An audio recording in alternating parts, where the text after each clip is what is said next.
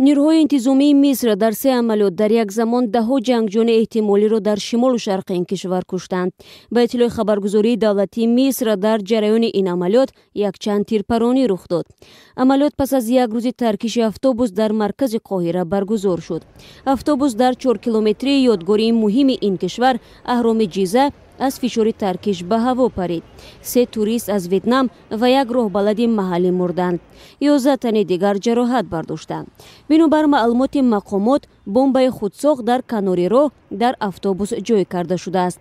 احتمالاً مواد منفجره توسط اسبابها از مسافه به کار انداخته شده است. این نخستین حمله به سیاحان در این سال می باشد. حکومت جداً خوف دارد که این حادثه ضربه به سکتور توریسم، مهمترین سرچشمه درآمد کشور می شود. در وزارت کارهای داخلی مصر نگفتند که آنهایی که کشته شدند به این حمله دخل داشتند و یا نه. بنابر اظهارات وزارت، 30 جنگجو در جیزه، جایی که تروریستان سلسله های حمله ها را به اداره های دولتی و مجمع های سیاحی تحریض کرده بودند، قتل شدند.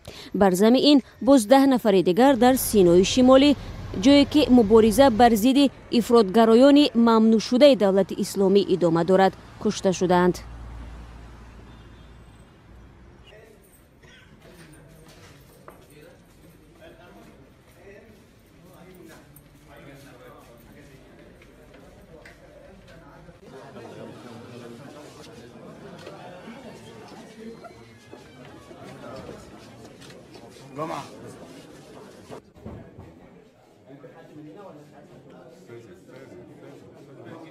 دخل نفسك مع